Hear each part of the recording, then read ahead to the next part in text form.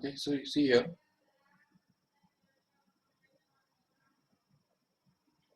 अगर एक पार्टिकल अगर घूम रहा है तो उसका मोमेंट ऑफ इनर्शिया हम निकाल सकते हैं आराम से। उसका जो एक्सिस ऑफ रोटेशन से जो डिस्टेंस होता है तो उसका स्क्वायर हमको करना है और उसका मास उसके साथ मल्टीप्लाई करना है। तो suppose that m is the mass of the particle and r is the radius, then the moment of inertia of this single particle can be defined as m r square. Okay, ये एक बात याद रखो। दूसरा, उसके बाद अगर suppose हमारे पास दो पार्टिकल्स है तो उनका जो मोमेंट ऑफ इनर्शिया है, तो total moment of inertia can be written to B equal to I is equal to m1 r1 square plus m2 r2 square. ये भी अच्छी तरह से याद रख लो। तो अगर दो पार्टिकल्स है तो उसमें दो टर्म्स आ जाएंगे, नो डाउट। अगर तीन पार्टिकल्स है तो तीन टर्म्स आएंगे, but we have to be clear that this r is going to be the distance of that particle from the axis of rotation. तो बाकी कुछ क्या भी हो तो उसमें हमको ये जो है उस पार्टिकल का, वो पार्टिकल जब घूमेगा तो उस केस में उसका जो डिस्टेंस है एक्सिस ऑफ रोटेशन से, वो हमको कंसिडर करना है। फॉर एग्जांपल, अगर सपोज एक पार्टिकल है यहाँ पे रखा हुआ है और अभी ये पार्टिकल जो है वो घूमने वाला है अगर इस एक्सिस के अबाउट। देखो, अगर यहाँ पे अगर हमने एक्सिस रख दिया तो उस केस में उसका मोमेंट ऑफ इनर्शिया क्या बनेगा, तो उसमें हमको ये डिस्टेंस कंसिडर करना पड़ेगा। ये डिस्टेंस को हम r बोल देंगे। ओके, ठीक है। लेकिन अगर यही पार्टिकल हमने इस वाले एक्सिस के अबाउट अगर घुमा दिया तो ऑब्वियसली सीधी बात है कि उसका जो मोमेंट ऑफ इनर्शिया है वो निकालने के लिए हमको ये वाला डिस्टेंस कंसिडर करना पड़ेगा। बिल्कुल। तो इस तरह से अगर हमने इसी पार्टिकल को अगर ऐसे वाले एक्सिस के अबाउट घुमाया तो ये डिस्टेंस हमको कंसिडर करना पड़ेगा। उससे भी आगे जाके अगर इस पार्टिकल को हमने ऐसे एक्सिस के अबाउट घुमाया तो उस केस में ये वाला डिस्टेंस हमको कंसिडर करना पड़ेगा। तो बेसिक कंसेप्ट यही है कि कोई भी पार्टिकल जिस एक्सिस ऑफ रोटेशन के अबाउट घूम रहा है तो उस एक्सिस से उसका डिस्टेंस कितना है वो हमको नोट करना होता है और वो ढूंढ के निकालना होता है। अभी थ्री डायमेंशनल कोऑर्डिनेट सिस्टम के अंदर तो वो बहुत मैटर करेगा कि एक्सिस कहाँ पे है। क्योंकि अभी सपोज कि ये जो एक्सिस, ये जो पार्टिकल है, ये अगर सपोज ऐसे एक्सिस के अबाउट रोटेट हो रहा है जो जो कि इस पॉइंट में से पास हो रहा है और ऐसे मतलब बाहर की तरफ है, perpendicular to the plane of this figure. तो ऐसे केस में ये जो डिस्टेंस है, ये डिस्टेंस एक्चुअली हमको मोमेंट ऑफ इनर्शिया निकालने के लिए यूज करना पड़ेगा। ये सीधी बात हमको याद रखनी है ठीक से। तो whenever the axis of rotation is given, you will have to find out the moment of inertia by using the product of mass of the particle and the square of its distance from axis of rotation. If suppose there are three axes, x-axis, y-axis and z-axis like this, and suppose that this is y-axis, this is x-axis and this is z-axis, तो ऐसे case में क्या होगा देखो ठीक से। अगर ये पार्टिकल हमने घुमाया तो कौन से एक्सिस के अबाउट हम घुमा रहे हैं उसको, वो मैटर करता है। अगर इस पार्टिकल का जो कोऑर्डिनेट्स है वो अगर मान लेते हैं x y z है सपोज, ठीक है, तो x y z ये उसके कोऑर्डिनेट्स है, तो उसमें हम देख सकते हैं आराम से कि x एक्सिस से जो उसका डिस्टेंस है वो कितना होगा, बता सकते हो कोई? y एक्सिस से डिस्टेंस कितना होगा और z एक्सिस से डिस्टेंस कितना होगा? कोई भी पार्टिकल जब थ्री डायमेंशन में होता है तो what is the distance of that particle from x axis? क्योंकि हम अगर उसको x एक्सिस के अबाउट अगर घुमा देंगे ये पार्टिकल को, तो ये पार्टिकल का मोमेंट ऑफ इनर्शिया निकालने के लिए हम क्या फॉर्मूला यूज करेंगे, कैसे निकालेंगे उसका मोमेंट ऑफ इनर्शिया? ये देखो x एक्सिस के अबाउट वो घूम रहा है सपोज, तो how will you find out the distance from x axis? उसके लिए ये बात याद रखो कि distance of any particle in three dimensional coordinate system from x axis is given by root of y square plus z square. ये अच्छी तरह से याद रखो, ये एक बहुत बेसिक कंसेप्ट है थ्री डायमेंशनल ज्योमेट्री के अंदर का। तो थ्री डायमेंशनल ज्योमेट्री जब हम देखते हैं तो स्टार्टिंग में ही हमको ये पता चलता है कि द डिस्टेंस ऑफ पार्टिकल और any point from x axis is always given by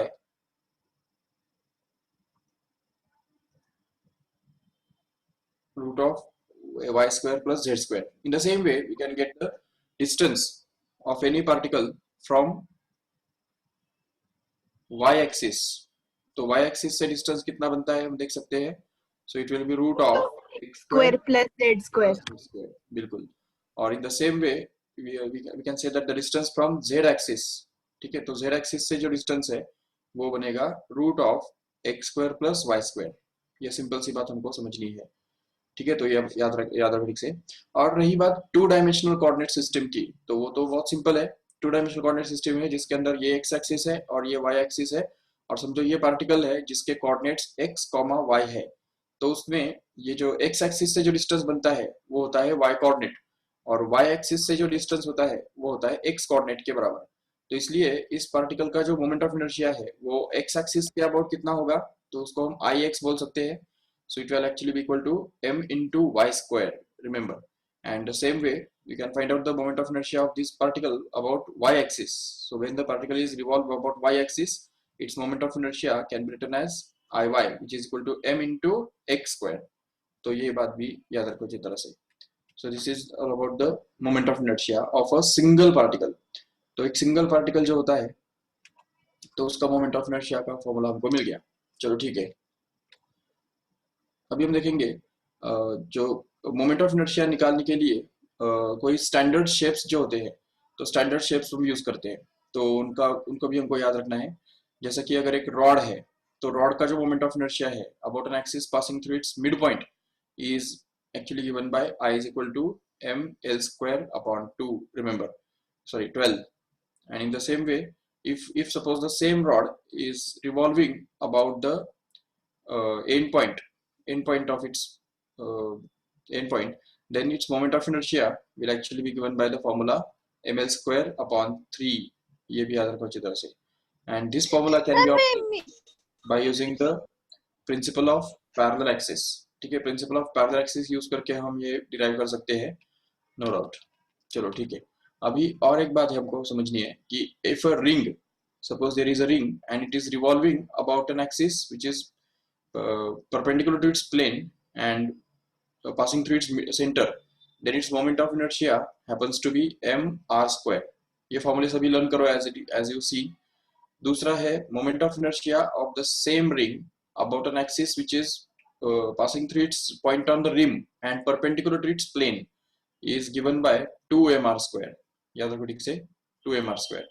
And then again the moment of inertia of this ring about the diameter, suppose ये रिंग को हमने डायमीटर के अबाउट अगर रिवॉल्व किया तो उसका moment of inertia बन जाता है mr square by 2, remember। And the same ring if it is revolved about an axis which is parallel to the diameter like this, तो ये डायमीटर का पैरेलल जो लाइन है उसके अबाउट अगर इसको हम रिवॉल्व करेंगे एंड टचिंग द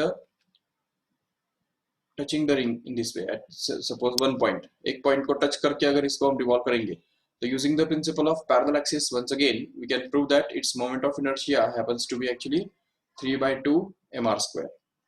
ये बात याद रखो अच्छी तरह से। And the same thing can be done about the disc also. तो डिस्क के लिए भी हम ऐसे ही कर सकते हैं, देखो ठीक से।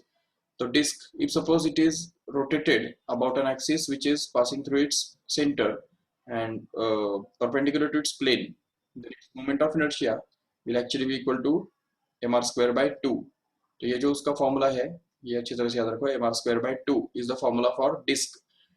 अच्छा, अगर सेम डिस्क को हम रोटेट करेंगे about an axis which is passing through its point on its rim and passing through its perpendicular to its plane, then its moment of inertia becomes actually 3/2 mr square।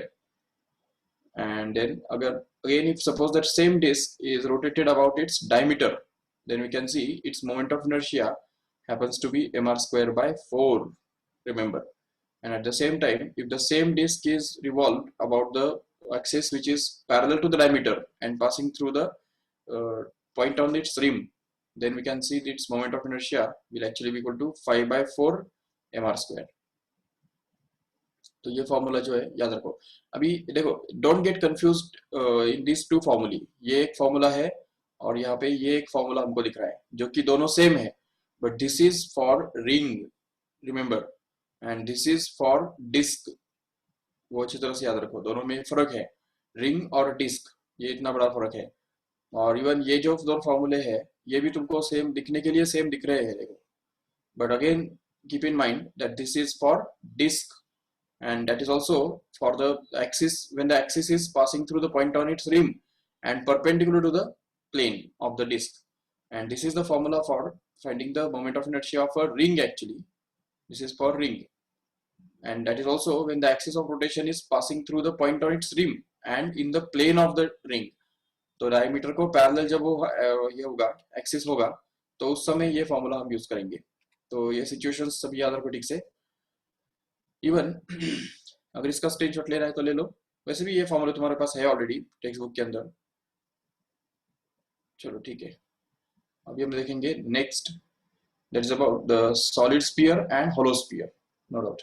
तो देखो solid sphere के बारे में अगर बात करते हैं तो सॉलिड स्फीयर का moment of inertia about an axis which is passing through its diameter will be actually given by 2 by 5 mr square, remember 2 by 5 mr square। और उससे भी आगे जाके ये जो है हॉलो स्फीयर का, अच्छा और एक बात कि सॉलिड स्फीयर का जो मोमेंट ऑफ इनर्शिया है passing through the point on it's rim, it's called as tangent. So about tangent, its moment of inertia will become 7 by 5 mr square. Using principle of parallel axis we can find it out, no doubt। and then again it is the hollow sphere। hollow sphere का अगर हम निकालते हैं moment of inertia about its diameter, then it becomes 2 by 3 mr square। and at the same time for the hollow sphere about an axis passing through its tangent, तो formula बनता है 5 by 3 mr square। तो ये भी अच्छी तरह से याद रखो, 5 by 3 mr square, okay. then again अब देखो सिलेंडर की अगर बात करते हैं, cylinder, if you want to find out the moment of inertia of a cylinder about an axis which is passing through its normal symmetry axis and perpendicular to its plane along the length, then its moment of inertia will be same as the disk only। तो disc का जैसे moment of inertia होता है, because cylinder can be considered to be made up of large number of disks only, so mr square by t 2, ये solid cylinder है।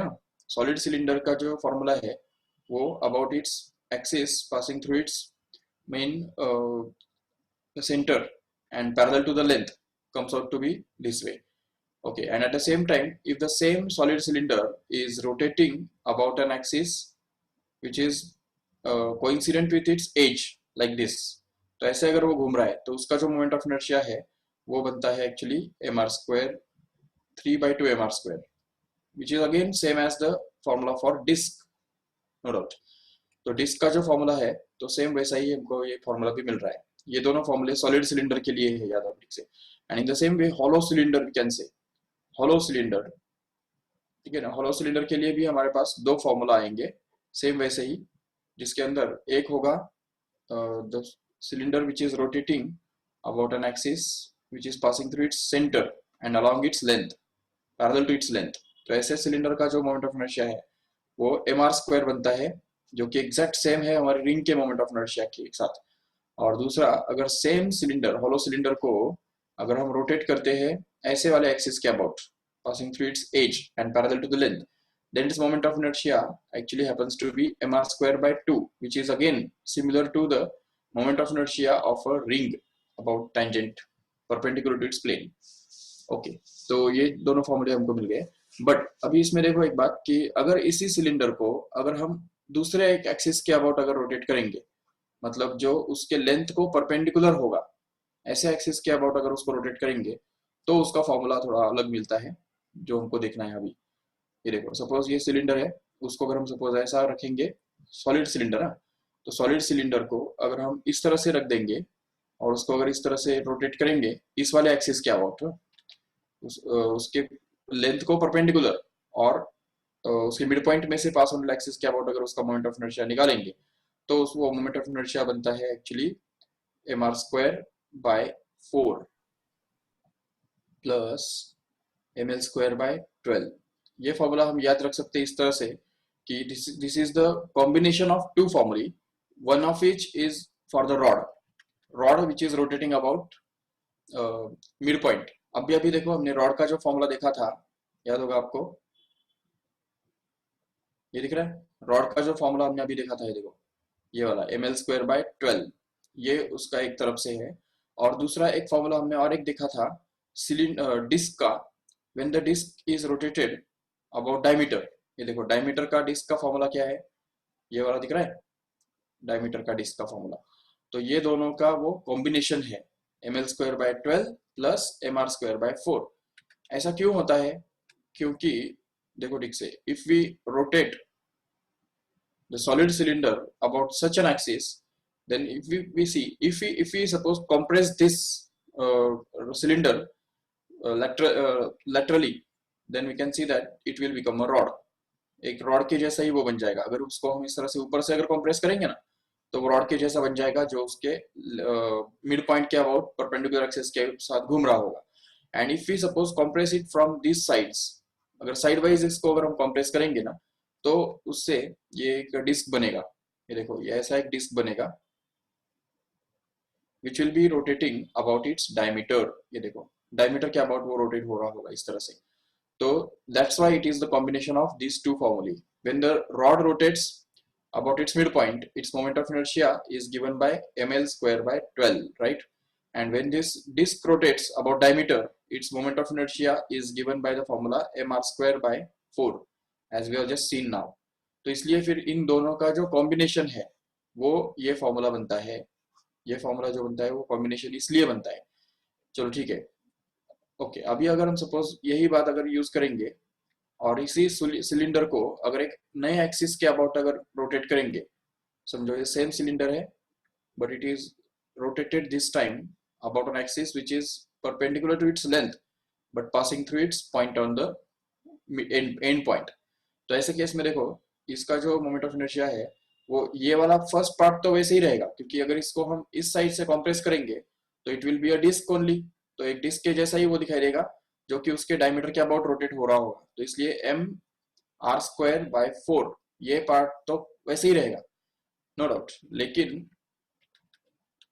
लेकिन अब जैसे देखो, ये वाला जो दूसरा वाला जो पार्ट है इसका रॉड वाला, तो रॉड वाला जो पार्ट है वो this cylinder, if you compress it in this side, ऊपर तरफ से अगर हम उसको कंप्रेस करेंगे तो it will be similar to a rod which is rotating about an end point whose moment of inertia happens to be I, that is equal to ml square by 3, correct hai?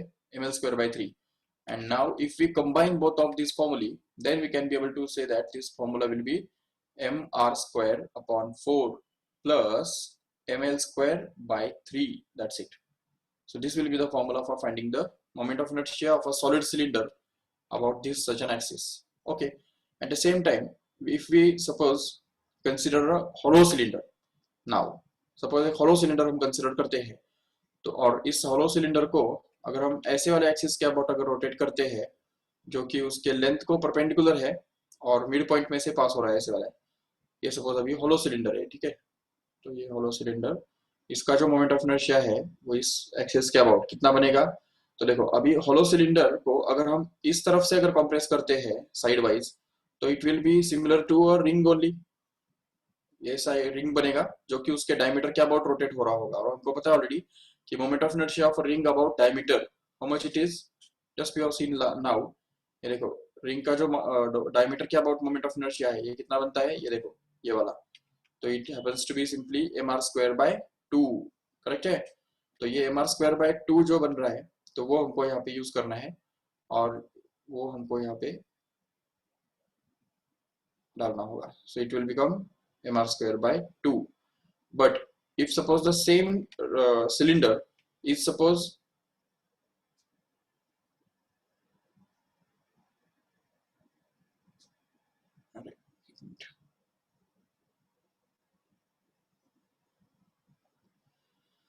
Okay, तो अगर same cylinder जो है वो अगर suppose हमने ऐसा अगर compress किया, ये देखो ऐसे अगर कंप्रेस किया उसको, तो it will become a rod. Simply एक रॉड वो बनेगा जो कि उसके मिड पॉइंट के अबाउट रोटेट हो रहा होगा ऐसे। और उसको हमको पता है कि moment of inertia of such a rod is going to be ml square by 12, right? So that's why we can say that the moment of inertia of such a shape will actually be equal to mr square by by 2 2 plus ml square by 12. ml square by 12.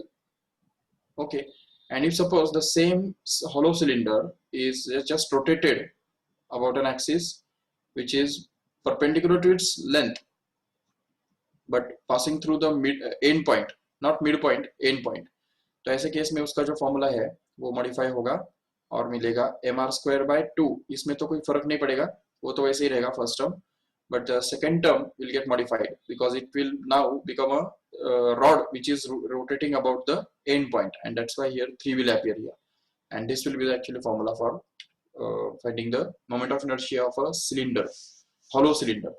They see these two formulae are for hollow cylinder, and these two formulae are for solid cylinder. Okay, and this is for the midpoint axis passing through midpoint, and this is for the axis passing through end point. Again, this is for midpoint and this is for end point. चलो ये भी screenshot निकाल लो जल्दी. ठीक है, अभी देखो next you can see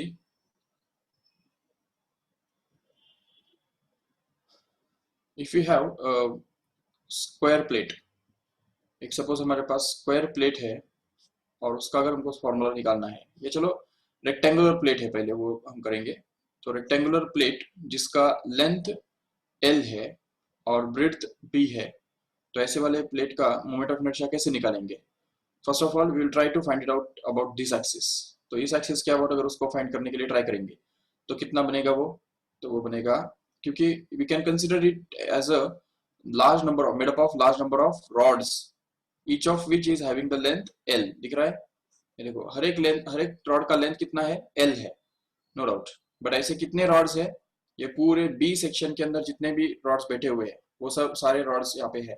in rods की वजह से क्या होगा कि सिर्फ मास ऐड होता जाएगा, है कि नहीं? तो इसलिए ये पूरा जो उसका मोमेंट ऑफ इनर्शिया है वो बन जाएगा सिंपली mL²/12. तो देखो mL²/12 ये बन जाएगा उसका formula for moment of inertia of such a plate. ठीक है, plate about an axis which is perpendicular to its length. Okay, if suppose the same plate is rotated about an axis which is perpendicular to its breadth. Okay, देखो ठीक से अभी अगर suppose एक इसको हमने perpendicular to the breadth, मतलब breadth को perpendicular वाले axis के about अगर rotate किया तो क्या होगा उसका फॉर्मूला बताओ. ये breadth है, उसको perpendicular axis के about उसको हमने rotate किया और ये length है उसका. ठीक है, तो इससे देखो क्या होगा कि this can be considered to be made up of large number of rods, once again each of which is having the length B here. तो ये बहुत सारे rods जो है वैसे है जिनका हर एक का लेंथ कितना है? B है. तो अगर B लेंथ का हर एक रॉड अगर मिड पॉइंट के अबाउट घूमता है तो उसका मोमेंट ऑफ इनर्शिया कितना आएगा? mB²/12 आएगा, नो डाउट. एक का मोमेंट ऑफ इनर्शिया हम बोल सकते हैं it will B dm into B²/12, where dm is the mass of the each rod. एक रॉड का जो मास है वो dm हम बोल सकते हैं. और इसको अभी अगर हम इंटीग्रेशन करेंगे तो इंटीग्रेशन करने के टाइम देखो क्या होगा, B²/12 तो बाहर आ जाएगा because it's a constant, and if we just keep this dm inside, then integration of dm actually happens to be m, and that's why it will become mB²/12. So forget about the proof, but just keep in mind the final result. Just it comes out to be, that is the moment of inertia of a plate about an axis perpendicular to its breadth will be mB²/12. And how to remember it? We can remember it in this way. अगर suppose इसको हमने ऐसे अगर compress किया, ऐसे side wise अगर compress किया तो क्या होगा? It will look like a rod which is of length breadth B and which is rotating about an axis which is passing through its midpoint, no doubt.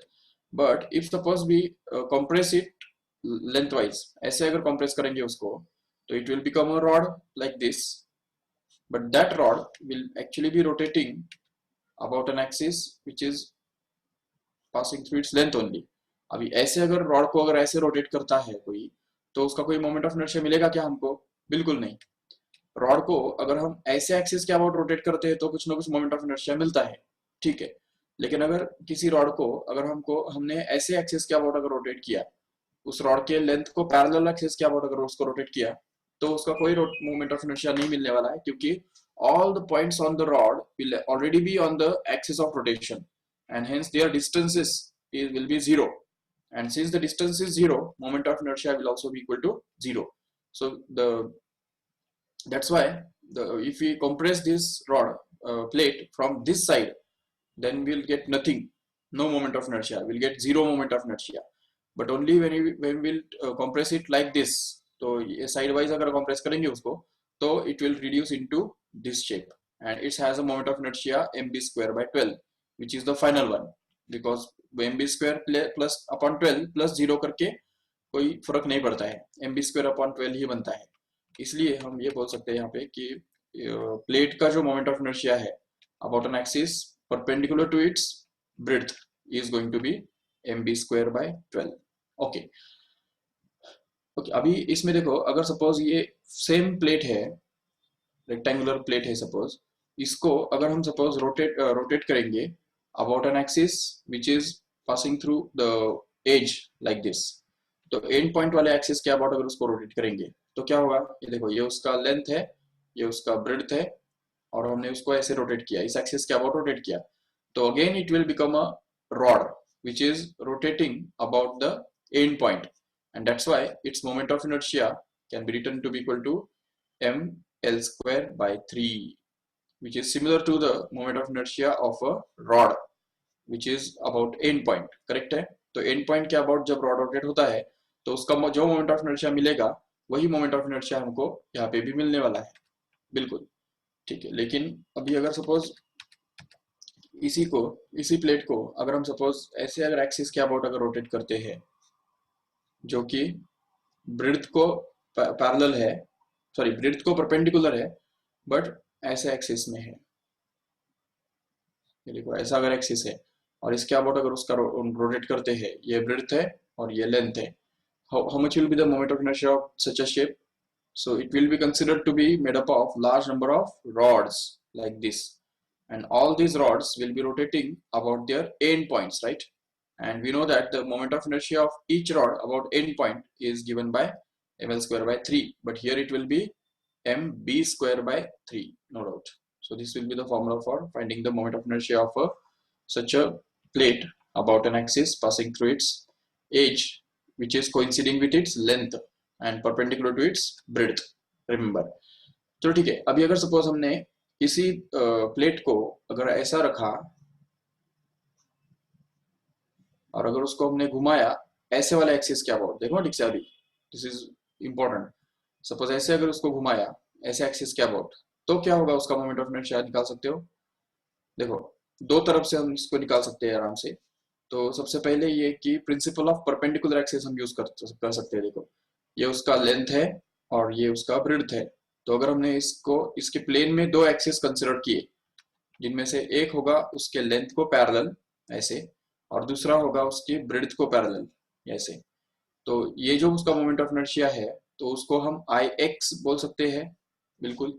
और ये वाला जो उसका मोमेंट ऑफ इनर्शिया बनता है तो उसको हम आई वाई बोल सकते हैं, क्योंकि ये दोनों परपेंडिकुलर है, समझा ठीक से, ये दोनों परपेंडिकुलर है करके ये यहाँ पे एंगल जो है वो 90 बनेगा, क्योंकि रेक्टेंगल है ना वो, तो रेक्टेंगल होने की वजह से ये परपेंडिकुलर बनेंगे, इसलिए हम उनको आई एक्स और आई वाई बोल सकते हैं। तो इसलिए आई एक्स एंड आई वाई इन दोनों का जो सम है वो एक्चुअली यहाँ पे आई जेड बनने वाला है, वही तो हमको निकालना है ना। तो आई जेड निकालने के लिए हमको क्या करना होगा, आई एक्स और आई वाई को ऐड करना होगा। लेकिन ये सोचो कि आई एक्स कहाँ पे है, कितना है आई एक्स, तो देखो आई एक्स मतलब moment of inertia of this plate about the axis which is parallel to its length and passing through the mid point. तो ये मतलब ये यही सिचुएशन हो गया कि नहीं, ये देखो ये वाला, तो ये सिचुएशन, इसका मोमेंट ऑफ इनर्शिया कितना होता है, mb स्क्वायर बाय 12, तो just replace it here and get this as mb square upon 12, okay.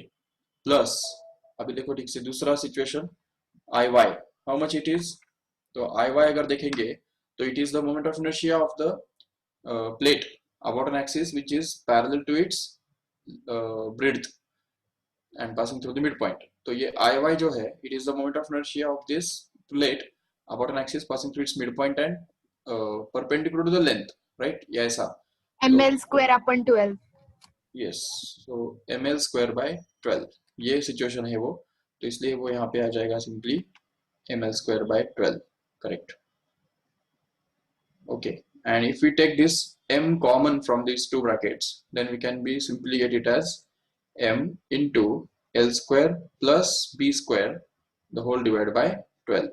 So this is going to be actually the formula for finding the moment of inertia of such a rectangular plate about an axis which is passing through its midpoint but perpendicular to its plane, remember।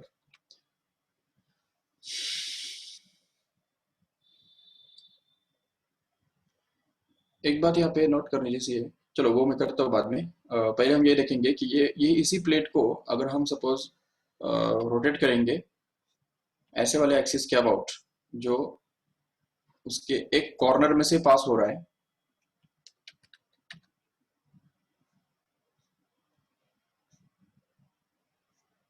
ये देखो इस point में से पास हो रहा है और उसको परपेंडिकुलर है, ऐसे वाले एक्सिस के अबाउट उसका मोमेंट ऑफ इनर्शिया कितना होगा, कैसे निकालेंगे? उसके लिए फिर से हमको principal of parallel axis, perpendicular axis use करना पड़ेगा। एक एक्सिस ऐसा कंसिडर करो जो कि उसी उसी पॉइंट में से पास हो रहा है और उसके प्लेन में है, और उसको एक्स एक्सिस बोल दो, और उसके अबाउट जो उसका मोमेंट ऑफ इनर्शिया है उसको आई एक्स बोल दो। और दूसरा एक्सिस ऐसा कंसिडर करो जो उसके प्लेन में ही हो और इसको परपेंडिकुलर हो और उसी पॉइंट में से पास होने वाला हो। तो ऐसा अगर इसको हम कंसिडर करेंगे आई वाई, उसको वाई एक्सिस बोल दो, और उसके अबाउट जो उसका मोमेंट ऑफ इनर्शिया है वो वाई एक्स वाई आई वाई हो गया। अभी ये दोनों ऑलरेडी परपेंडिकुलर है जरूर, क्योंकि रेक्टेंगल है वो। तो ऐसे केस में अगर हम आई एक्स और आई वाई अगर हमको मिल जाएगा, तो फिर using the principle of perpendicular axis we will be able to say that I z, that is the moment of inertia of the body about z axis, will actually be equal to the moment of inertia about its x axis plus moment of inertia about its y axis। ठीक है, तो अगर हम इन दोनों को add करेंगे तो हमको ये सिंपल सा बात मिल जाएगा। तो I z can be written to equal to, देखो अभी ये जो एक्सिस है एक्स एक्सिस, ये किधर है, ये देखो ये तो इसके साथ सिमिलर है, ये वाला ही हो गया ना वो सिचुएशन, देखो ठीक से। और ये वाला जो आई वाई वाला जो सिचुएशन है, ये लेंथ है देखो, तो ये वाला सिचुएशन हो गया देखो, ये वाला। तो इसलिए फिर यहाँ पे M L square by three और M B square by three, इन दोनों को अगर हम ऐड कर देंगे तो हमको डिजायर्ड रिक्वायर्ड रिजल्ट मिल जाएगा। तो हमको लिख सकते हैं यहाँ पे M L square by three plus m B square by three, that's it.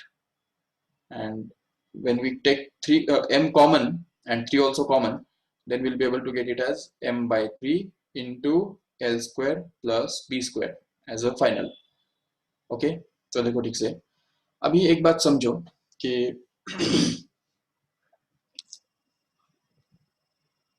हाँ, सपोज अगर ये प्लेट जो है वो रेक्टेंगुलर ना होके अगर स्क्वायर हो तो क्या होगा? Suppose it's a square plate like this, तो ज्यादा कुछ फर्क नहीं पड़ेगा उसका। स्क्वायर प्लेट का हमको पता है हर एक साइड इक्वल होता है, उसको हम ए बोल सकते हैं बिल्कुल। तो ऐसे केस में जो उसका मोमेंट ऑफ इनर्शिया है तो वो हम देख सकते हैं आराम से कि about an axis passing through its mid point will be how much. ये देखो ये इसके मिड पॉइंट के अबाउट और ट्रांसवर्स एक्सिस के अबाउट उसका मोमेंट ऑफ इनर्शिया कितना होगा, देखो ठीक से हमको पता है already m into m by 12 into L square plus B square होता है कि नहीं। तो यहाँ पे एल स्क्वायर कौन है, ए स्क्वायर है, और बी स्क्वायर कौन है, वो भी ए स्क्वायर ही है। तो इसलिए a square plus a square will become 2a square, and hence actually the required result will be m into 2a square divided by 12, so that this 2 gets cancelled and we'll be left with moment of inertia I, which is equal to ma square by 6, remember। So this is going to be the formula for finding the moment of inertia of a square plate about an axis transverse to its plane, the perpendicular to its plane and passing through its midpoint। Okay, अभी एक बात समझो इसमें ठीक से कि अगर square plate है, ठीक है, ये समझो स्क्वायर प्लेट है,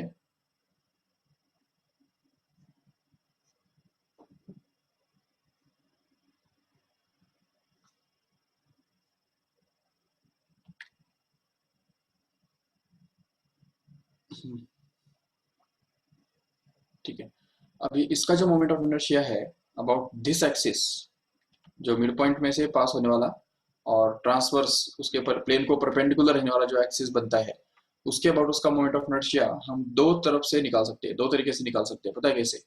ये देखो, एक तो ये एक्स एक्सिस और इसको वाई एक्सिस ऐसे मान के भी निकाल सकते हैं बिल्कुल, but at the same time ये भी याद रखो कि अगर हमने इसको एक्स एक्सिस बोल दिया, ये वाला जो है इसको एक्स एक्सिस और इस वाले को वाई एक्सिस अगर बोल दिया, तभी भी हम उसका मोमेंट ऑफ इनर्शिया निकाल सकते हैं। अगर इसको मैंने बोल दिया आई एक्स और इसको अगर बोल दिया आई वाई, तो हम बोल सकते हैं कि I Z will actually be equal to I X plus I Y. Okay, but remember one thing here that this is not possible for the rectangular plate here. तो रेक्टेंगुलर प्लेट के बारे में ऐसा नहीं होने वाला. अगर सपोज ये रेक्टेंगुलर प्लेट है समझो, ठीक है, ये रेक्टेंगुलर प्लेट है और इसका मोमेंट ऑफ इनर्शिया हमको निकालना है इस वाले एक्सिस के अबाउट, मिड पॉइंट में से पास होने वाले और उसके प्लेन को परपेंडिकुलर रहने वाले एक्सिस के अबाउट उसका मोमेंट ऑफ इनर्शिया निकालना है. ठीक है, तो उसके लिए हम इसको एक्स एक्सिस और इसको वाई एक्सिस बोल के उन दोनों का सम करके उसका मोमेंट ऑफ इनर्शिया निकाल सकते हैं, बिल्कुल. लेकिन we can not say that this will be X axis, ये जो डायगोनल है मतलब डायगोनल, इस डायगोनल को एक्स एक्सिस और दूसरे वाले डायगोनल को वाई एक्सिस बोल के उन दोनों का सम करके ये आई जेड रहेगा, ऐसा बिल्कुल नहीं बोल सकते हैं. क्यों? उसका रीजन बताओ. रेक्टेंगुलर केस में पॉसिबल नहीं होगा, रेक्टेंगुलर केस में वो रॉन्ग हो जाएगा. बट स्क्वायर अगर है वो, ये देखो अगर वो स्क्वायर है तो ऐसे केस में हम इसको एक्स एक्सिस या इसको एक्स एक्सिस और इसको वाई एक्सिस बोल सकते हैं और आई जेड को I X plus I Y ऐसा एक्सप्रेस कर सकते हैं अगर वो स्क्वायर है तो. Not in the case of rectangle. Why? कौन बताएगा?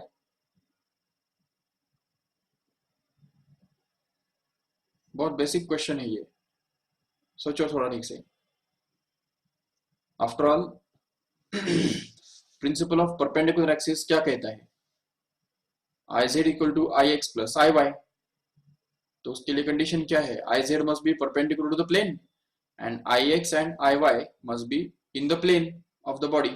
तो है ना यहाँ पे, ये देखो ये वाला एक्सिस जो है डायगोनल वाला जो है, ये डायगोनल उसके प्लेन में है, वो दूसरा डायगोनल भी उसके प्लेन में है.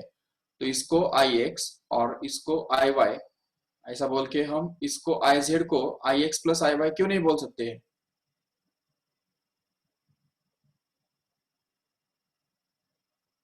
नोबडी?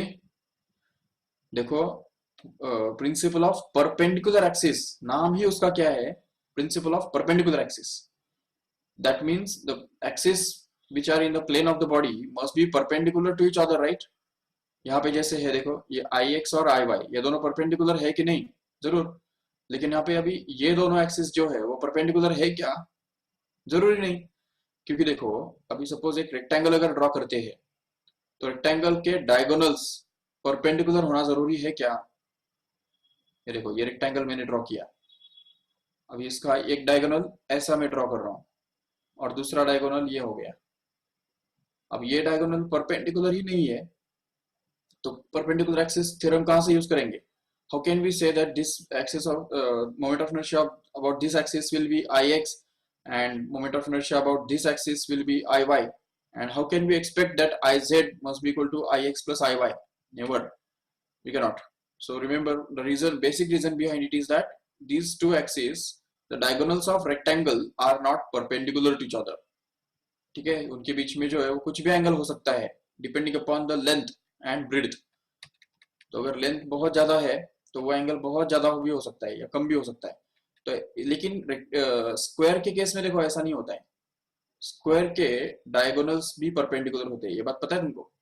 ये देखो स्क्वायर का ये डायगोनल हमने ड्रॉ किया और ये दूसरा डायगोनल ड्रॉ किया, बिल्कुल. तो ये दोनों डायगोनल्स परपेंडिकुलर होते ही है. ये सिर्फ स्क्वायर के बारे में ही होता है.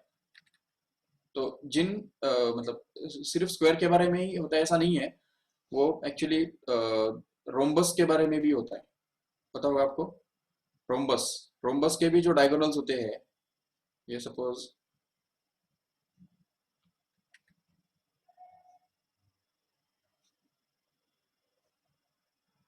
रोम्बस, उसके भी डायगोनल हमेशा परपेंडिकुलर होते हैं. तो रोम्बस के केस में, हाँ रोम्बस के केस में देखो ये बात नोट करो यहाँ पे ठीक से कि रोम्बस के अगर हमने ये एक लाइन बनाया और ये एक लाइन बनाया, so these two lines need not to be perpendicular but diagonals need to be perpendicular. तो उस केस में रोम्बस के केस में तो हमको कंपलसरी डायगोनल्स जो है उनको ही आई एक्स और आई वाई बोलना पड़ेगा और फिर आई जेड जो है वो निकालने के लिए हमको आई X plus I Y diagonals को ही करना पड़ेगा, डायगोनल के साथ करना पड़ेगा. तो जिन जिन क्वाड्रिलेटरल्स के केस में ऐसा होता है कि उनके डायगोनल्स परपेंडिकुलर होते हैं, तो उन केस में हम ये यूज कर सकते हैं कि उनके डायगोनल्स में से एक एक डायगोनल को एक्स एक्सिस और दूसरे वाले डायगोनल को वाई एक्सिस ऐसा बोल सकते हैं, और उसका जो मोमेंट ऑफ इनर्शिया है जेड एक्सिस के अबाउट का वो निकाल सकते हैं आराम से by adding the moment of inertia about it their diagonals using the principle of perpendicular axis. But we cannot do it for rectangle or parallelogram because their diagonals are not perpendicular. And perpendicular होना ये एक बहुत basic condition है perpendicular axis use करने के लिए। ये बात याद रखो ठीक से, ठीक है, ये समझ में आया ठीक से। और एक बात हमको यहाँ पे समझनी है कि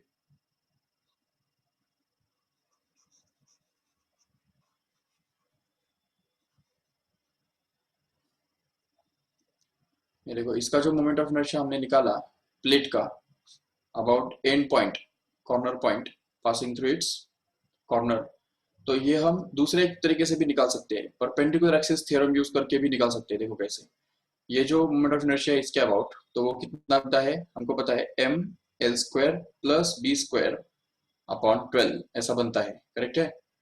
और अभी इसके अबाउट अगर उसका मोमेंट ऑफ इनर्शिया हमको निकालना है तो उसके लिए हम इस डिस्टेंस को h बोल सकते हैं, h जो कि एक्चुअली इस पूरे का आधा है, बराबर।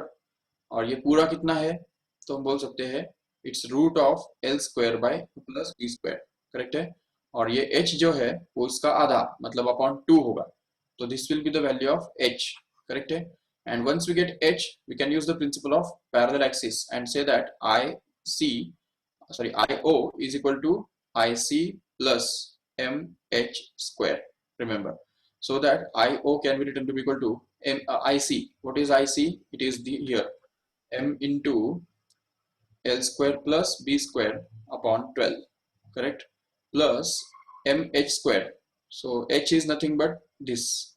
So you can say root of L square plus B square the whole divided by 2 and the whole square, correct? So if we just simplify this further, then we can get this as M into L square plus B square upon 12 plus, what is this, M into once again L square plus B square, and that is to be divided by 4.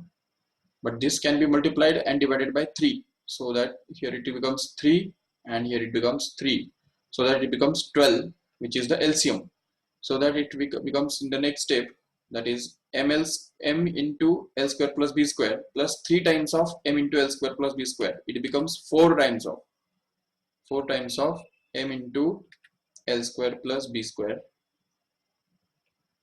and this will be divided by 12 as a LCM, and this 4 cancels with 12 leaving behind 3, so that we get this as M into L square plus B square upon 3, which is the same formula which we have got here in the last screen. ये देखो, ये जो हमको formula मिला था ये वही है, moment of inertia of the plate about an axis perpendicular to its plane and passing through its point on the corner, okay. And if we use the same formula for the square plate, तो अगर हमको square plate के लिए ये करना है, तो suppose this is the square plate and it's revolved about an axis which is passing through its point on the corner, then we can get this formula simply.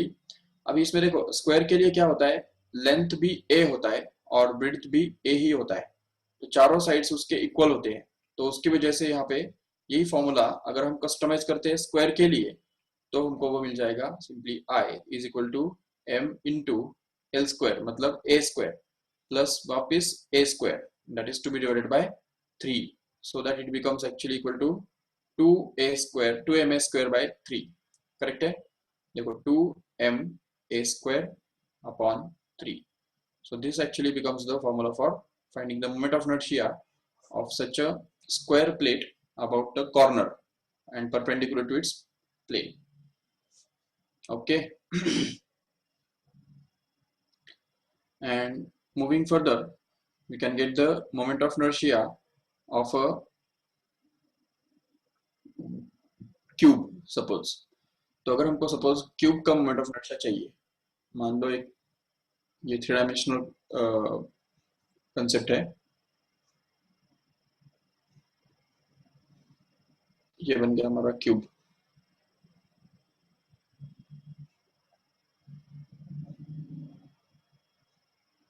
Okay, इसका length जो है वो है L, ब्रेड्थ है B और height होगा H। ठीक है, तो अभी अगर मुझे इस क्यूब का मोमेंट ऑफ इनर्शिया चाहिए about an axis which is passing parallel to its length like this, इस एक्सिस के अबाउट अगर उसको मैंने घुमा दिया तो what will be its moment of inertia, tell me fast. देखो, इसको मैंने अगर इस साइड से अगर कंप्रेस किया या इस साइड से अगर कंप्रेस किया तो क्या बनेगा वो।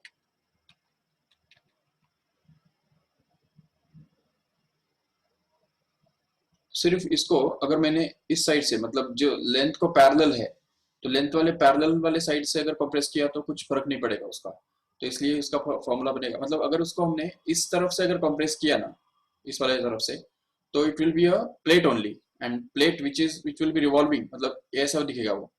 ये देखो, ये रेक्टेंगुलर प्लेट ही बन जाएगा वो, जो कि उसके मिड पॉइंट में से पास होने वाले एक्स एक्सिस के अबाउट घूम रहा होगा। ये देखो, ऐसे ही बनेगा कि नहीं। तो अभी इसका लेंथ अगर ब्रेड बी है और ब्रेड्थ अगर एच है, तो उसका मोमेंट ऑफ इनर्शिया कितना बनेगा, तो हम निकाल सकते हैं आराम से। Its moment of inertia will actually be equal to m into B square plus H square upon 12, that's it. Similarly, if suppose the same cube, अगर मान लो कि सेम एक ये है, रेक्टेंगुलर बॉक्स है, और उसको अगर हम रिवॉल्व करते हैं about an axis which is passing through its midpoint but like this, तो अगर ऐसे वाले एक्सिस के अबाउट अगर उसको रिवॉल्व करते हैं, देखो ये उसका लेंथ है, ये ब्रेड्थ है और ये हाइट, तो ऐसे वाले एक्सिस के अबाउट उसका मोमेंट ऑफ इनर्शिया कितना होगा बता सकते हो। ये एक्सिस किसको पैरेलल है, एच को पैरेलल है, बराबर। तो उसके फॉर्मूला में एच नहीं आएगा, बाकी सब आएंगे, because if we compress it this way, अगर ऐसा हम उसको अगर कंप्रेस करेंगे तो it will be look like a simple plate which will be rotating about its axis passing through its midpoint and perpendicular to its plane, and that's why its moment of inertia will actually be equal to m into l square plus b square upon 12, that's it। तो देखो ठीक से, क्योंकि h उसमें नहीं आएगा, simply l square plus b square ही आएगा, that's it। और in the same way,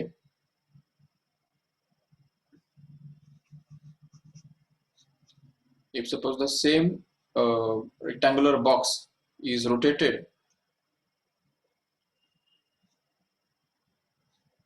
about the third remaining axis,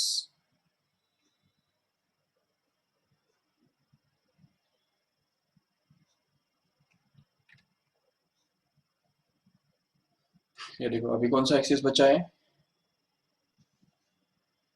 ये ऐसा एक्सिस जो कि ऐसा वाला दिख रहा है, मतलब अंदर पास होने वाला, अंदर बाहर से अंदर जाने वाला, ठीक है। तो ऐसे एक्सिस के अबाउट अगर उसको रिवॉल्व किया जाए तो उसका मोमेंट ऑफ इनर्शिया कितना होगा, निकाल सकते हो आराम से।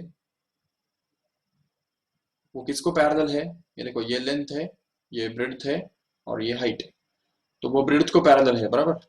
तो उसके कारण वहां पे उसके फॉर्मूला में बी नहीं आएगा, बाकी दोनों आएंगे, तो इसलिए फिर moment of inertia I will become actually equal to m into L square plus H square divided by 12, that's it. And अभी इसमें कोई ये बताने की जरूरत नहीं है कि अगर ये एक्सिस को अगर हमने शिफ्ट कर दिया और अगर ऐसा एक्सिस बना दिया तो यहाँ पे सिर्फ 12 के बदले 3 आ जाएगा बस, बिल्कुल सेम वैसे ही अगर ये इस एक्सिस को भी हम अगर शिफ्ट करके यहाँ पे अगर शिफ्ट कर देते हैं तो वापस यहाँ पे 12 के बदले 3 आ जाएगा। and in the same way here also, if we just shift this axis at the edge like this or here in this way, then just this 12 will be replaced by 3 in this way। तो ये सब चीजें जो है वो हमको याद रखनी है।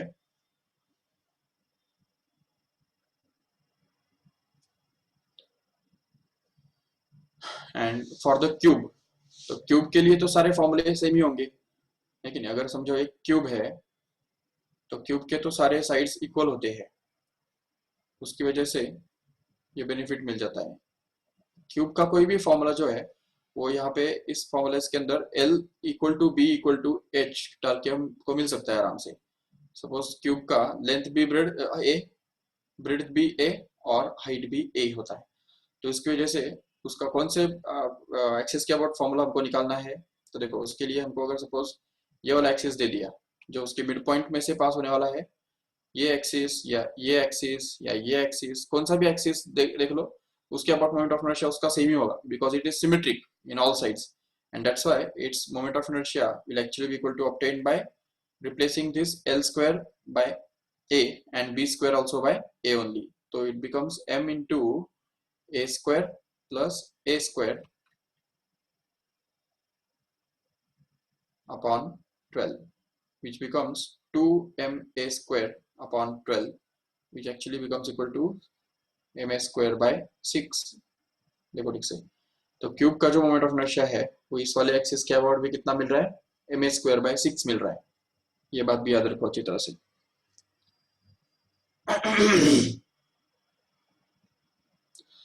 अच्छा, एक सिंपल सी क्वेश्चन है, अगर मान लो एक क्यूब है,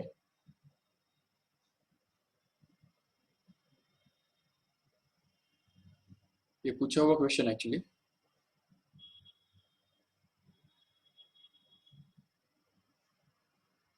अभी इस क्यूब का मोमेंट ऑफ इनर्शिया कौन से एक्सिस के अबाउट ज्यादा होगा, ये क्वेश्चन है। तो उसमें ऑप्शंस जो है वो ऐसे कुछ है, देखो ठीक से, 3-4 एक्सिस तुमको दे रहा हूँ। सबसे पहला उसका axis which is passing through its mid point and perpendicular to its any one plane, तो समझो ये प्लेन है, ये चलो यही एक्सिस कंसिडर कर लो, ये वाला एक्सिस, ठीक है।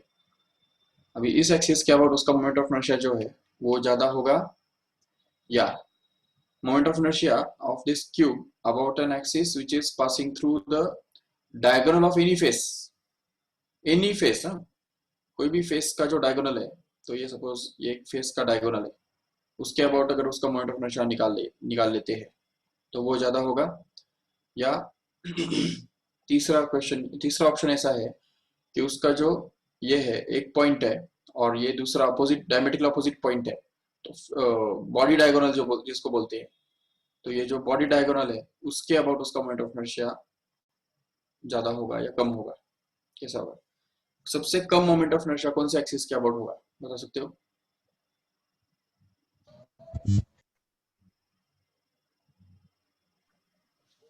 Central axis. सेंटर में से तो सभी पास हो रहे हैं, ये देखो ये वाला भी सेंटर में से पास हो रहा है, ये जो ये जो डायगोनल है, बॉडी सर डायगोनल, जो फर्स्ट वाला बनाया था वो। क्यों।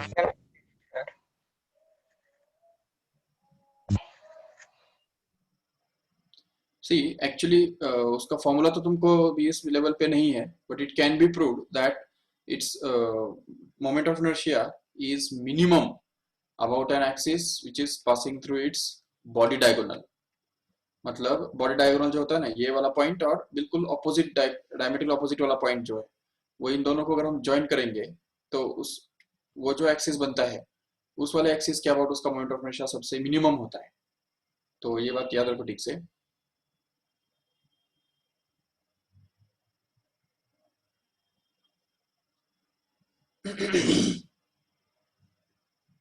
Okay, and what is the moment of inertia of a cone, solid cone and hollow cone? Sir हाँ, सर केमिस्ट्री का लेक्चर है अब। अरे है क्या, हाँ सॉरी भूल गया। Okay, so let us stop here.